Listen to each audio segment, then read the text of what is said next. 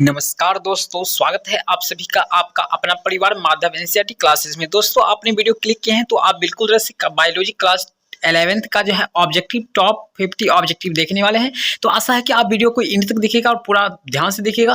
ये क्वेश्चन आपको कंपटीशन में भी पूछा जाता है, तो इसलिए आप में तो यहाँ पर 11th में रहना ही है। तो चलिए देख लेते दोस्तों, आपका यहाँ पे पहला क्वेश्चन है, कहता है साइटोलॉजी कहलाता है। जी हाँ, आपका 11th का यहाँ पे पहला क्वेश्चन है। ये पहला चैप्टर से है, यानी लाइफ जगत से, यानी या जीव जगत से है। यहाँ पे कहता है साइटोलॉजी कहलाता है। जी याद रखिएगा, साइटोलॉजी जिसको हम लोग इंग्लिश में साइटोलॉजी बोलते हैं, उसी को हम लोग हिंदी में बोलते हैं कोशिका विज्ञान। राइट आंसर आपका हो जाएगा कोशिका का अध्ययन किया जाता है। आपका आंसर जो है यहाँ पे बिल्कुल तरह से हो जाएगा कोशिका का अध्ययन। चलिए, इस तरह से आप समझ चुके होंगे। चलिए, इसी तरह से आप काफ़ी चीज़ बोल सकते हैं, जैसे कि हिस्टोलॉजी होता है। हिस्टोलॉजी हिस्टोलॉजी हिस्टोलॉजी में हम लोग किसका अध्ययन करते हैं? तो याद रखिएगा ऊतकों का, यानी टिश्यू का अध्ययन करते हैं हम लोग, हिस्टोलॉजी में करते हैं। इस तरह से आपका यहाँ पे हो जाएगा। चलिए, इसी के साथ में आपको अगला क्वेश्चन यहाँ पे लेकर चलते हैं। आपका 2 नंबर सवाल यहाँ पे कहता है कि प्रकाश संश्लेषण होता है। जी, प्रकाश संश्लेषण कहाँ पे होता है? चलिए, आपको बताना है। क्वेश्चन नंबर यहाँ पे 2 है, आपको बताना है प्रकाश संश्लेषण होता है। तो चलिए, 2 नंबर का जो आंसर हो जाएगा आपका क्लोरोप्लास्ट में होता है। जी हाँ, आपको कहाँ होता है? तो क्लोरोप्लास्ट में होता है। राइट आंसर आपका यहाँ पे हो जाएगा क्लोरोप्लास्ट। चलिए, ये क्वेश्चन भी आप समझ चुके होंगे। चलिए आगे बढ़ते हैं। यहाँ पे ज़्यादा समय नहीं लेंगे, आपका समय काफ़ी इंपॉर्टेंट है, तो हम लोग यहाँ पे जल्दी से करेंगे। चलिए, इसी के साथ आपका यहाँ पर 3 नंबर सवाल कहता है, निम्न में से किसका निर्माण हमारे शरीर में नहीं होता है? दोस्तों, ये 12th के लिए भी, आपके बोर्ड एग्जाम के लिए भी काफ़ी इंपॉर्टेंट है, तो इसलिए इसको याद रखिएगा। तो याद रखिएगा, निम्न में से किसका निर्माण हमारे शरीर में नहीं होता है? याद रखिएगा, विटामिन की। देखिए, आपको विटामिन ए रहे या फिर विटामिन सी रहे, विटामिन सिर्फ समझिए विटामिन, क्योंकि अगर विटामिन का निर्माण होता मानव बॉडी में तो हम लोग विटामिन यानी जो है भोजन करने की आवश्यकता ही नहीं होता, इसलिए आपका विटामिन हो जाएगा। चलिए, 4 नंबर सवाल है आपका, एड्स होता है। जी, आप इसका पीडीएफ चाहते हैं तो आपको पीडीएफ मिल जाएगा, लिंक डिस्क्रिप्शन में है, वहां से ज्वाइन कर लीजिए टेलीग्राम। चलिए, एड्स होता है, ये जो है वायरस के द्वारा होने वाला एक बीमारी है। याद रखिएगा, वायरस को ही हम लोग यहाँ पे हिंदी में बोलते हैं विषाणु, इसलिए आपका आंसर हो गया यहाँ पे विषाणु। चलिए, मैं यहाँ पे नीचे आपको आंसर दे दिया हूँ, चूंकि मैं इस पीडीएफ को आपको टेलीग्राम पर भी दे दूंगा, व्हाट्सएप ग्रुप भी ज्वाइन कर लीजिए अगर नहीं किए हैं तो उसका सारा लिंक आपको डिस्क्रिप्शन में मिल जाएगा। चलिए, आपका 5 नंबर सवाल है। मैं यहाँ पे 50 क्वेश्चन आपको बताने वाला हूँ, तो पूरा वीडियो को ध्यान से बने रहिए लास्ट तक। कहता है, निम्नलिखित में से कौन से जीव में रक्त नहीं होता है किंतु वे सांस लेते हैं? देखिए, काफी क्वेश्चन अचंभित करने वाले हैं कि कौन सा जीव जिसमें रक्त नहीं होता है लेकिन वो सांस लेता है। तो 5 का जो आंसर यहाँ पे हो जाएगा, वो जीव है आपका हाइड्रा। जी हाँ, हाइड्रा है, जिसमें क्या होता है, रक्त नहीं होता है लेकिन वो सांस लेता है। याद रखिएगा, मुकुलन द्वारा जनन होता है। ये सारे क्वेश्चन इंपॉर्टेंट है, मुकुलन द्वारा इसमें जनन होता है। तो आपको एक एक चीज, छोटी छोटी चीज याद रखना है, जो कि आपको प्रॉब्लम ना हो। चलिए, 6 नंबर क्वेश्चन कहता है, लाल रक्त कणिका यानी आपको आरबीसी का निर्माण हमारे शरीर में कहाँ पर होता है? याद रखिएगा, आरबीसी का निर्माण हमारे शरीर में कहाँ पे होता है? तो आपका आंसर यहाँ पे हो जाएगा अस्थि मज्जा में होता है, अर्थात राइट आंसर आपका यहाँ पे हो जाएगा ऑप्शन नंबर, यहाँ पर नीचे समझिए या फिर डी समझ लीजिए, यहाँ पे ये ऑप्शन हो जाएगा। चलिए, इसी के साथ में आपका 7 नंबर सवाल बताता हूँ। यहाँ पे वृद्धि कर हार्मोन बनाया जाता है। जी, वृद्धि करने वाले हार्मोन जो है कहाँ से रिलीज होता है, यानी कहाँ से बनता है? तो 7 नंबर का आंसर याद रखिएगा, ये तो होता है पीयूष ग्रंथि से। राइट आंसर आपका यहाँ पे होता है ये। चलिए दोस्तों, याद रखिएगा, इसे मास्टर ग्रंथि भी कहा जाता है, मास्टर ग्लैंड भी कहा जाता है। चलिए, इस सारी चीज़ को याद रखिएगा, छोटी छोटी चीज़ है। लेकिन दोस्तों, मैं एक बात बता दूं, अगर आप कोई कंपटीशन भी करना चाहते हैं तो आपको 12th या 11th अच्छा से अगर पढ़ लेते हैं तो आप आसानी से कर सकते हैं, क्योंकि सारे क्वेश्चन आपको इसी बुक से यानी इसी क्वेश्चन से मिलता है। चलिए, यहाँ पे अगला सवाल आपका कहता है, लार किसके पाचन में मदद करती है? चलिए बताइएगा, लार जो होता है, मुंह में जो होता है 3 जोड़ी लार ग्रंथि होता है ना, वो किसका पाचन में मदद करती है? तो याद रखिएगा स्टार्च के, ठीक है, यानी जिसको हम लोग मंड बोलते हैं, मंड। चलिए, यानी कोई भी चीज़ हम लोग खाते हैं तो स्टार्च जो है लार से ही यानी मुख में ही अधिकांश पच जाता है। जैसे आलू जानते हैं ना आप, आलू को हम लोग जो सब्जी खाते हैं, ये सब्जी क्या होता है, मुंह में यानी मुख में ही ये जो है 80 मतलब काफ़ी पच जाता है, यानी जो है 20 से 30% मुख में ही पच जाता है, ये मंड होता है इसमें, ठीक है। बचपन में पढ़े होंगे, आलू में क्या होता है, मंड होता है। चलिए, इसी के साथ आपका 9 नंबर सवाल है, श्वेत फुफ्फुस रोग पाया जाता है। चलिए, एक बीमारी है, तो ये किसी में पाया जाता है? 9 नंबर का हो जाएगा आंसर, क्या हो जाएगा यहाँ पे? श्वेत फुफ्फुस रोग पाया जाता है किसमें पाया जाता है, याद रखिएगा ये सीमेंट उद्योग के कर्मचारियों में ये बीमारी देखा जाता है, यानी जो कि सीमेंट वाले करते हैं काफ़ी गंदे होता है, काफ़ी वहाँ पे जो है धूलकण उड़ता है जिससे ये बीमारी होता है, श्वेत फुफ्फुस रोग पाया जाता है। चलिए अगला क्वेश्चन यहाँ पे 10 नंबर आपका यहाँ पे थायराइड ग्रंथि की असामान्य वृद्धि के कारण होता है, यानी थायराइड ग्रंथि जो है अधिक बढ़ने से कौन सा रोग असामान्य बीमारी क्या होता है, तो 10 का हो जाएगा आपका यहाँ पे होता है आयोडीन की कमी से होता है ना, आपका आंसर यहाँ पे हो जाएगा ये आयोडीन की कमी से जो होता है असामान्य वृद्धि होता है, थायराइड ग्रंथि यानी बढ़ जाता है, जिसको हम लोग कहते हैं घेंगा निकल गया। ठीक है, याद रखिएगा आयोडीन की कमी से कौन सा रोग होता है, घेंगा रोग होता है। चलिए इसी के साथ आपका यहाँ पे 11 नंबर सवाल, निम्न में से कौन सी गैस सर्वाधिक ग्रीन हाउस इफेक्ट करता है, यानी ग्रीन हाउस को प्रभावित करता है, कौन सा, तो चलिए 11 का आंसर क्या हो जाएगा जी, आपका 11 का आंसर क्या हो जाएगा यहाँ पे, चलिए यानी कहता है निम्न में से में कौन सी गैस सर्वाधिक ग्रीन हाउस इफेक्ट करता है, यानी ग्रीन हाउस को प्रभावित करता है, तो वो है आपका कार्बन डाइऑक्साइड यानी CO2, क्योंकि अधिक मात्रा में ये निकलता है। चलिए इसी के साथ आपका यहाँ पे अगला सवाल है 12 नंबर सवाल, कहता है कि निम्न में जल प्रदूषण के निर्धारण के लिए घुली हुई मात्रा मापी जाती है, किसके द्वारा मापी जाती है, याद रखिएगा नदी में जल प्रदूषण के निर्धारण के, जल प्रदूषण कितना है इस चीज को मापने के लिए हम लोग 12 नंबर क्वेश्चन क्या यूज करते हैं, तो ऑक्सीजन का। चलिए निर्धारण के लिए खुली हवा मात्रा मापी जाती है ऑक्सीजन की। चलिए राइट आंसर आपका यहाँ पे ऑक्सीजन होता है। इसी के साथ आपका 13 नंबर सवाल है, वयस्क मानव शरीर में हड्डियों की संख्या कितनी होती है, तो प्रिय छात्रों में बता दूं ये क्वेश्चन जो है काफी तरह के इंटरव्यू में भी पूछा गया है, वयस्क मनुष्य के शरीर में कितनी हड्डियां होता है, तो आपको 206 बोलना है। लेकिन मैं आपको इंपोर्टेंट बात बता दूं, ये क्वेश्चन जो है इंपोर्टेंट पूछा गया था, नेवी के इंटरव्यू में पूछा गया था हमारे एक दोस्त को, तो उसमें शिशु के शरीर में जो होता है हड्डी की संख्या कितना होता है, 300 होता है, पूरे 300। आप कहिएगा सर कि ऐसा क्यों होता है, फिर 206 कैसे होता है, तो बच्चे जो होता है उसका सारा नट भाल्टू जो होता है स्क्रू ढीला होता है, जो कि बाद में क्या होता है उसको मालिश होता है ना, यानी जुड़ जाता है हड्डी में, हड्डी का तो काफी जोड़ता है, जिसकी वजह से वो 300 में से घट करके आपको 206 हो जाता है। चलिए 14 नंबर सवाल यहाँ पे कहता है इन्फ्लुएंजा एक रोग है जो किसकी कभी काटने से होता है, ये विषाणु के द्वारा होने वाला एक रोग है। राइट आंसर आपका यहाँ पे ऑप्शन ए मान लीजिए 14 का। चलिए इसी के साथ मैं आगे बढ़ता हूँ, यहाँ पे आपका हो जाएगा 15 नंबर सवाल है, जल में घुलनशील विटामिन है, याद रखिएगा जल में जो घुलने वाले विटामिन होते हैं उसे हम लोग क्या कहते हैं, तो 15 का यहाँ पे याद रखिएगा विटामिन सी हो जाएगा। ठीक है, PCM ये सब जो है यहाँ पर जो है यहाँ पर ये सब क्या करता है, आपको जल में घुलनशील विटामिन होता है। चलिए यहाँ पे याद रखिएगा सी जो है विटामिन क्या है, जल में घुलनशील है।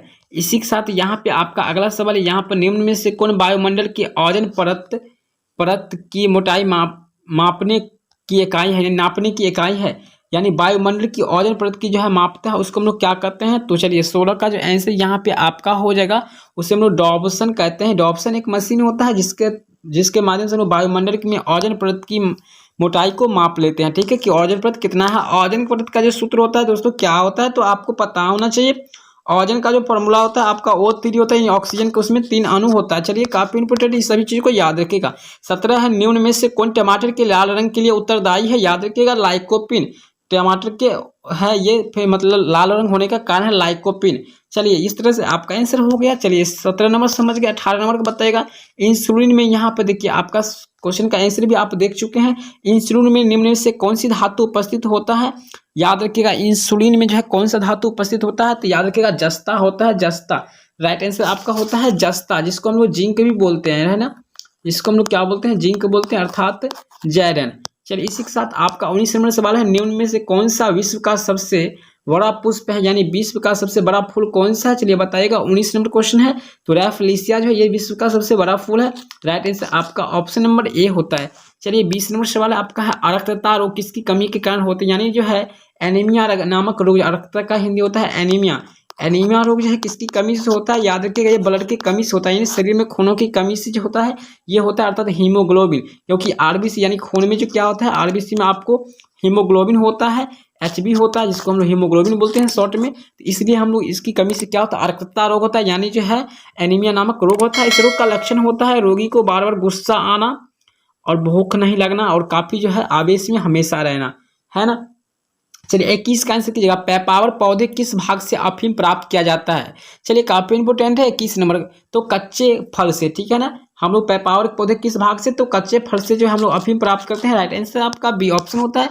चलिए 22 नंबर सवाल है, जालिकावत शिराविन्यास वाले एक बीजपत्री पत्ती का किस पौधे की है। चलिए किस पौधे की है, यानी जालिकावत ये शिराविन्यास वाले एक बीजपत्री पौधे क्या। दोस्तों देखिए शिराविन्यास होता है, शिराविन्यास ठीक है, ये पौधे में होता है, तो एक बीजपत्री में बताना है। तो इसका आंसर जो हो जाएगा यहाँ पे 22 नंबर का आपका हो जाएगा एस्माइलेक्स हो जाएगा, यानी आपका आंसर आपका ऑप्शन नंबर ए हो जाएगा, एस्माइलेक्स हो जाएगा आपका ये आंसर हो जाएगा। चलिए इसी के साथ में अगला क्वेश्चन यहाँ पे 23 नंबर है, गाइनोवैसिक वर्तिका किस कुल में मिलती है।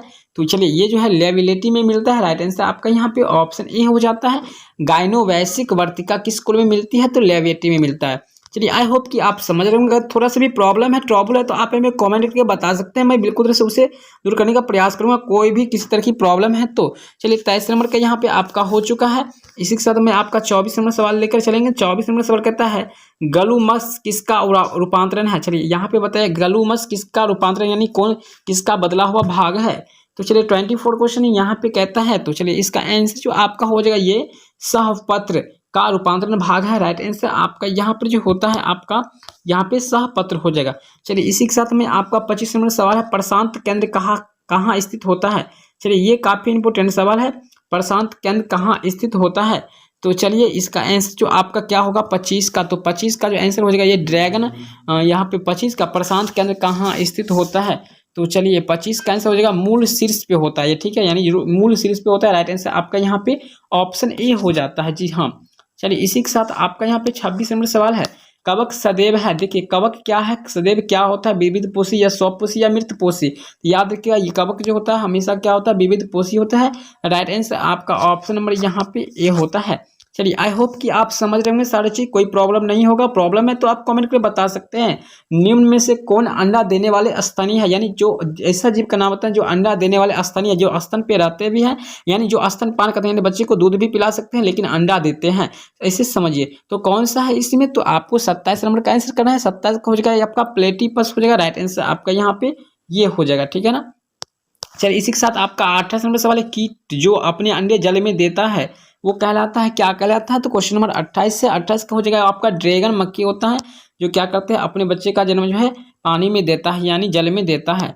चलिए इसी के साथ आपका यहाँ पे 29 नंबर सवाल है, ओजोन दिवस कब मनाया जाता है। चलिए सबसे पहले तो आपको पता होना चाहिए कि ओजोन परत जो होता है इसका फॉर्मूला क्या होता है। तो याद रखिएगा ओजोन परत का जो यहाँ पे फॉर्मूला आपका क्या होता है जी, तो ओजोन परत का फॉर्मूला आपका हो जाता है O3 होता है, ठीक है, यानी ऑक्सीजन के 3 अणु होते हैं। आपका आंसर हो जाएगा कि ओजोन दिवस कब मनाया जाता है। तो क्वेश्चन नंबर 29 से 29 का आई होप कि आंसर आपका हो जाएगा 16 सितंबर को। राइट आंसर आपका यहाँ पे सी होता है। चलिए इसी के साथ आपका यहाँ पर तीसरे नंबर, तितली पक्षी और चमगादड़ के पंख होते हैं, कैसे होते हैं, ये समवृत्ति अंग होता है। राइट आंसर आपका यहाँ पे अगर ऑप्शन के हिसाब से कहेगा तो बी ऑप्शन हो जाएगा। मैं ऑप्शन देना भूल गए हैं, आपके अगले बार से आपको मिलेगा ऑप्शन। चलिए 31 नंबर सवाल, हाइड्रा में शारीरिक संगठन होता है। चलिए हाइड्रा में शारीरिक संगठन होता है। क्वेश्चन नंबर 31 का आंसर कीजिएगा, आपको 31 का आंसर इसी में से हो जाएगा कोई, तो आपको याद रखिएगा उत्तकी स्तर का, ठीक है। हाइड्रा में शारीरिक संगठन होता है, किसका होता है, उत्तकी स्तर का होता है। चलिए इस तरह से आपका आंसर हो गया यहाँ पे 31 का। चलिए आपका 32 नंबर सवाल यहाँ पे कहता है लेडर वर्म डिम्बक है, क्या है। देखिए ये सब 11th का है टॉपिक ही, कुछ ऐसा ऐसा जो नाम अजीबोगरीब आता है, बट आपको डरने की बात नहीं है। थोड़ा जो मैं जिस क्वेश्चन पे आपको जोर दे के बता रहा हूँ, बस उस क्वेश्चन को अच्छा से पढ़ के जाइए, आपके एग्जाम में आएगा। अगर एग्जाम में नहीं पूछे तो उसका कोई मतलब नहीं है, बट आपको याद रखना होना चाहिए, ठीक है। क्योंकि जीवन में जो कहा गया है, कभी टॉपर आप परीक्षा में टॉपर बनने का प्रयास मत कीजिएगा, अपने लाइफ में टॉपर बनने का कोशिश कीजिएगा, तो आप सदा हर जीवन में हर जगह पे आप टॉपर बनेंगे। इसलिए कभी लाइफ में टॉपर बनना सीखे, ना कि एग्जाम में, है ना। तो 32 नंबर का आपका आंसर हो जाएगा यहाँ पे टिनिया का, ठीक है ना, टिनिया का हो जाएगा। राइट आंसर आपका यहाँ पे सी होता है, ठीक है ना। लेडर वर्म डिम्बक है, किसका है, तो टिनिया का है। चलिए इसी के साथ आपका 33 नंबर सवाल, निम्न में से किस जंतु में तंत्रिका तंत्र पाया जाता है, यानी तंत्रिका तंत्र किस में पाया जाता है। तो 33 का आंसर कीजिएगा, 33 का आंसर क्या हो जाएगा, किस में तंत्रिका तंत्र पाया जाता है। तो याद रखिएगा वो हाइड्रा में, क्या है, हाइड्रा में भी तंत्रिका तंत्र पाया जाता है। 33 का आंसर आपका यहाँ पे क्या होता है जी, हाइड्रा। चलिए अगला सवाल यहाँ पे है आपका, कहता है क्लोरोफाइटा प्रभाव में पैडोरिना को गोनियम की अपेक्षा अधिक विकसित माना जाता है, क्योंकि इससे होता है अधिक विभेदीय। क्या होता है विभेदीय, तो यहाँ पे 34 नंबर है। तो 34 का याद रखिएगा, आपका जो है कॉलोनी जो है ये विभक्त होता है, यानी अलग अलग होता है, इसलिए आपका आंसर यहाँ पे वैसे सी हो जाना ना चाहिए, ठीक है ना। चलिए इसी के साथ आपका 35 नंबर, जैव परिवर्तन का परम स्रोत क्या है। चलिए जैव परिवर्तन का परम स्रोत क्या है, तो 35 का जो आंसर हो जाएगा वो है आपका उत्परिवर्तन। राइट आंसर आपका यहाँ पर डी हो जाएगा, उत्परिवर्तन। जैव परिवर्तन का परम स्रोत है यानी उत्परिवर्तन, समझ रहे हैं ना, यानी उठकर परिवर्तन कर। चलिए इसी के साथ आपका 36 है, कोलेस्ट्रॉल संश्लेषित होता है। कोलेस्ट्रॉल जो है संश्लेषित कहाँ से जो होता है, तो याद रखिएगा यहाँ पे आपका 36 नंबर सवाल है। 36 का जो आंसर हो जाएगा वो यकृत से होता है, यानी यकृत से, ठीक है। यकृत को इंग्लिश में हम लोग लीवर भी बोलते हैं, याद रखिएगा, और इसको जनरल भाषा में कलेजा भी बोलता है। तो आरआरबी में पूछा गया था, रेलवे में पूछा गया था कि मानव शरीर की सबसे बड़ी ग्रंथि क्या है, तो उसमें यकृत होता है आंसर, लेकिन यकृत नहीं था, वहां पे था कलेजा। तो काफी बच्चे गलत करके आए थे। तो लीवर, कलेजा या यकृत एक ही होता है, मानव शरीर की सबसे बड़ी ग्रंथि होता है। चलिए 37 नंबर आपको मेलफिशियन नालिकाएं हैं, दीजिए हाँ, आपको 37 को बताना है मेलफिशियन नालिकाएं हैं क्या है। तो 37 का जो आंसर आपका यहाँ पे हो जाएगा, क्या हो जाएगा जी, तो ये हो जाएगा आपका यहाँ पे 37 है कीटों की उत्सर्जी अंग, ठीक है ना, कीटों का उत्सर्जी अंग हो जाएगा। राइट आंसर आपका यहाँ पे डी होता है, जी हाँ डी होता है आपका आंसर। चलिए इसी के साथ में आपको आगे बढ़ता हूँ। यहाँ पे 38 नंबर सवाल, निम्नलिखित में से किसमें एक ही फूल में पुरुष और स्त्री दोनों लिंग अवयव होते हैं, उसे हम लोग क्या कहते हैं, यानी एक ही पुष्प में जो है स्त्री और पुरुष दोनों होता है, यानी एक शरीर में दोनों अंग पाया जाता है, तो उसको हम लोग क्या कहते हैं, द्विलिंगी कहते हैं। तो इसमें से बताना है कि आपको द्विलिंगी क्या है। जी हाँ, देखिए द्विलिंगी कौन होता है, जब एक ही शरीर में है मर्द अंग और पुरुष अंग दोनों लिंग अवयव यानी होते हैं, तो उसे हम लोग कहते हैं द्विलिंगी। तो आपको इसमें बताना है द्विलिंगी कौन है। तो 38 नंबर का जो आंसर आपका हो जाएगा वो है धतूरा। धतूरा क्या है, द्विलिंगी है। चलिए आगे बढ़ते हैं। यहाँ पे बाकी सारा जो है आपका एक लिंगी था, पपीता। प्राथमिक अंड कला होती है। चलिए 39 का आंसर कीजिएगा, आपको पता भी चल गया होगा। चलिए प्राथमिक अंडा कला होता है, क्या होता है, जॉन पेल्यूसीरा होता है। राइट आंसर आपका यहाँ पे सी होता है। चलिए 40 नंबर सवाल है, पैरापोडिया संबंधित है, किससे संबंधित है, तो 14 नंबर क्वेश्चन है यहाँ पे, पैरापोडिया संबंधित है किससे है, तो 14 नंबर क्वेश्चन का आंसर हो जाएगा आपका यहाँ पे धमन और श्वसन से, घमन और श्वसन से है। राइट आंसर आपका यहाँ पे ये होता है। चलिए इसी के साथ आपका 41 नंबर सवाल है, रेशम ग्रंथियों का रूपांतरण है। चलिए यहाँ पे रेशम ग्रंथियों का रूपांतरण क्या है, जल्दी से बताइएगा यहाँ पे। चलिए यहाँ पे बताइएगा रेशम रूपांतरण का क्या है। तो चलिए आपका आंसर यहाँ पे होता है, रेशम ग्रंथियां का रूपांतरण जो होता है आपका लाड़ ग्रंथियां होता है। राइट आंसर आपका यहाँ पे ए ऑप्शन हो जाता है, ऑप्शन नंबर ए होता है। चलिए इसी के साथ आपका यहाँ पर 42 नंबर सवाल है, रेशम ग्रंथियां के रूपांतरण होते हैं, लाड़ ग्रंथियां हो जाएगा। इसी के साथ आपका 43 नंबर, नव डार्विनवाद के अनुसार जीवन के विकास के लिए उत्तरदायी है, क्या उत्तरदायी है। चलिए तो 43 का आंसर कीजिएगा, तो यहाँ पे क्या हो जाएगा आपका ऑप्शन, यहाँ पे आपका ऑप्शन यहाँ पे क्या हो जाएगा। चलिए क्वेश्चन आपके सामने में है, आप क्वेश्चन को दिख रहे होंगे, जैसे कि यहाँ पे क्वेश्चन आपको दिया गया है, ठीक है ना। तो बताइएगा इसका आंसर क्या हो जाएगा, तो इनमें से दोनों हो जाएगा, यानी उत्परिवर्तन और प्राकृतिक चयन का सिद्धांत दोनों के द्वारा है नव डार्विनवाद के अनुसार जीवन का विकास के लिए उत्तरदायी होता है। चलिए इसी तरह से मैं आपको लास्ट क्वेश्चन यहाँ पे 44 बताते हैं, लाइकन में शोषण में मदद करने वाली संरचना है, क्या है, लाइकन में जो है शोषण में मदद करने वाली संरचना को हम लोग क्या कहते हैं, तो क्वेश्चन नंबर 44 है, कोई इसका आंसर हो जाएगा आपका, क्या कहते हैं इसको हम लोग, तो साइफला कहते हैं। राइट आंसर आपका यहाँ पे डी हो जाता है, ठीक है ना, आपका आंसर यहाँ पे आपका डी होता है। तो इस तरह से बस मैं आपको 44 क्वेश्चन इस चैप्टर से बताया। अगर और भी क्वेश्चन आप चाहते हैं तो चैनल को सब्सक्राइब कर बेल आइकन को दबा लीजिएगा, और मुझे कमेंट करके बताएगा कि मुझे और क्वेश्चन चाहिए, तो मैं और क्वेश्चन आपको दूंगा। वैसे मैं क्वेश्चन यहाँ पे देते रहूँगा, केमिस्ट्री का भी, अगर अदर सब्जेक्ट भी चाहिए तो आप कमेंट करके बताएगा। तो मिलते हैं नेक्स्ट वीडियो में, तब तक के लिए बहुत बहुत धन्यवाद।